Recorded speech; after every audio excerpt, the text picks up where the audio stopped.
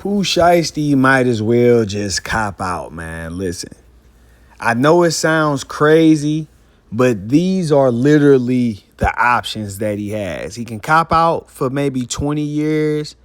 He can cop out for like 240 months or 300 months or something like that and have an out date.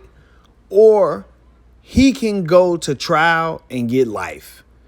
The closer this case gets to trial, they gonna start coming up with all type of shit. You know, just being honest, I see a racketeering case coming in. If you look at the paperwork from his previous cases, they had him admit to being part of a conspiracy that does robberies and all of this stuff the last time.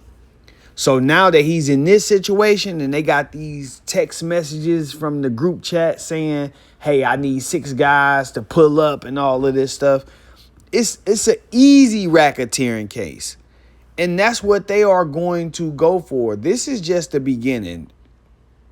Another thing I want to point out is if you look at his father's arguments, right? He's saying, hey, I did go to the store and I printed something, but it wasn't a contract.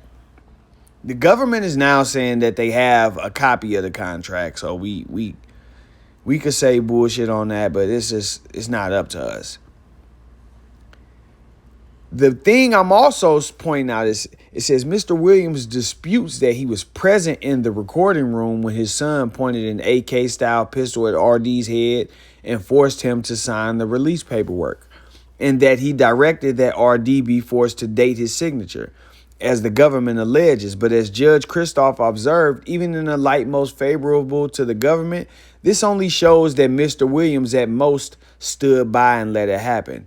The government is correct that Mr. Williams left the studio. So he's putting himself on the scene at the crime. He's disputing the whole robbery shit, but yeah, I was there. You know, I did go print something, but it wasn't a contract.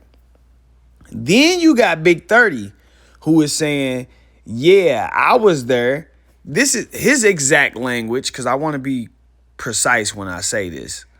But yeah, his exact language says, as for Mr. Wright's undisputed conduct, retrieving a bag at another person's request, filming a document signing, and standing at a door, the government argues each act individually reflects criminal participation, but these allegations taken together describe someone who was present and compliant with instructions, not someone who orchestrated or escalated the incident. So Big 30 is saying it's undisputed that he retrieved the bag, he filmed it, and he stood at the door. When you take that and you couple it with this right here, it's done deal. Bro, let them know it's a done deal. Bro, it's a done deal.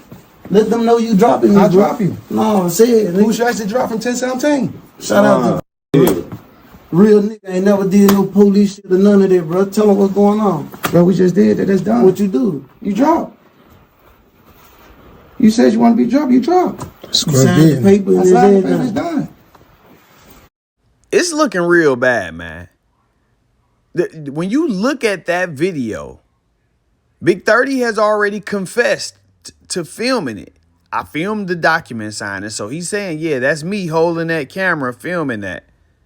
I did stand at the door. I did go get the bag because Shiesty told me to do it. All of this shit, the case is closed. Your people done admitted to being there. They admitted that you told them to go get the bag. They admitted that they stood at the door. They admitted to filming and shit. They just saying, hey, I ain't robbed nobody. I ain't had no gun. If you look at Big 30's argument, it says, hey, nothing says that I had a gun. If you look at his father's argument, hey, nothing says that I had a weapon at all. And I said this months ago, all of these guys admitting to being on the scene is going to be bad. Because you either got to go all the way or you got to cop out. You can't come in there and, oh, yeah. My thing is this. If my homie has no room to breathe, if he has no room to cop out, he has no fight, we got to all just go down. This is how you know when niggas really be about that shit. Because listen, okay, damn, they got it on video. The ankle monitor show Shiesty was there.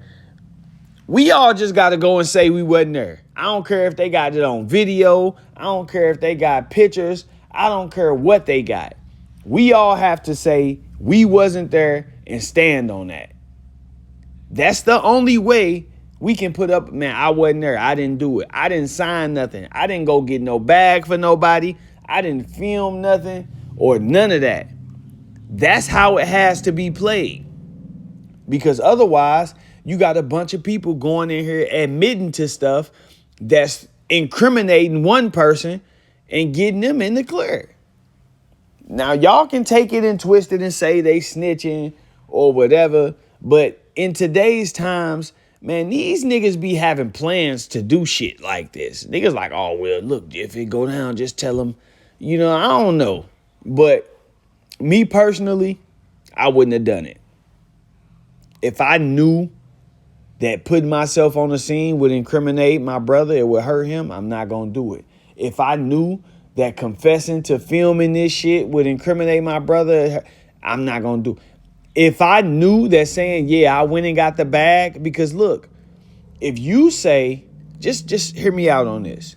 If you say, yeah, I went and got the bag because Shiesty told me to go get it, even if you don't say it was a gun in the bag, if the witness said, yeah, they went and got a bag out the other room and pulled a gun out of it, you corroborating the victim's story. And look at this. Yeah, I went and got the bag and they pulled a gun out of it and held him hostage with it. You don't have to say the latter as long as you say, yeah, I went and got the bag. Because the rest of the shit is on video. Yeah, I filmed it, but I just did what I was asked to do. You don't gotta say Shiesty told me to film this shit because we needed it. Because they can, y'all have to understand the law does allow room for people to make inferences. So if the evidence suggests something, you are allowed in reaching a conclusion based on assumptions and inferences as long as the evidence supports it. That's where the reasonable factor comes in at. What would a reasonable person believe? If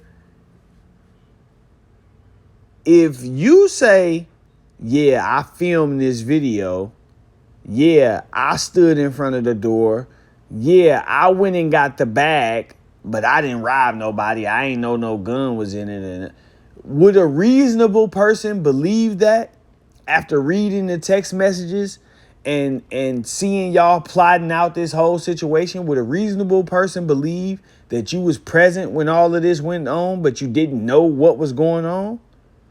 That's the question. And when you look at the totality of things, I don't see a reasonable person believing that. But I do believe that guys like Big 30 and them, they gonna get better deals and shit, better situations, because they don't have the history that Shiesty has with the feds.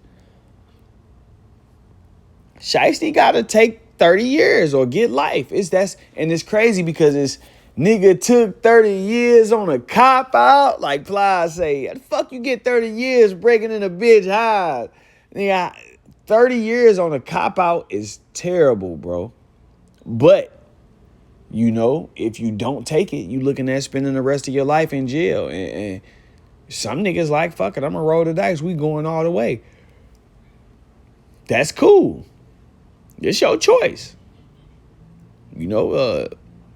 But as somebody that has done time, man, bro, coming home at 50 is a lot better than never coming home.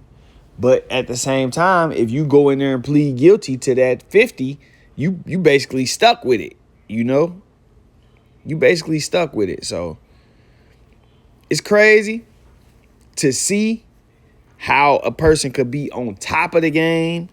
And then, I really believe Shiesty was thirsty, man. I don't believe he was in a bad contract.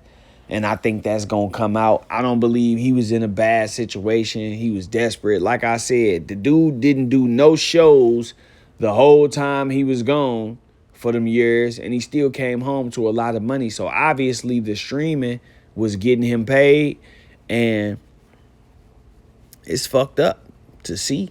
But And it's the game that we play. But that's my take on it, man. He either gonna cop out for 30 years or he gonna get life. All of the people who looking at the in-betweens, there is no in-between.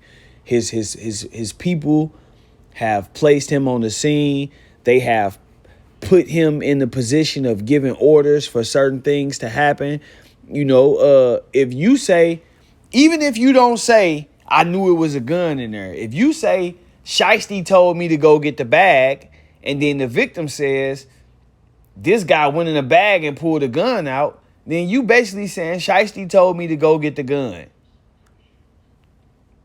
And the jury is left to question whether or not you knew a gun was in there or whether or not Shiesty knew a gun was in there. And no reasonable person is going to believe that neither one of y'all knew that a gun was in there when y'all got messages and shit showing that y'all was planning on meeting up with this dude and putting this little move down. But, shit is what it is, man. I'm going to wrap this one up. I ain't going to keep y'all too long. Hit that hype button before you get up out of here. Hit that like button before you get up out of here. Like, comment, subscribe, all of that YouTube stuff. I appreciate y'all tuning in. I'm out.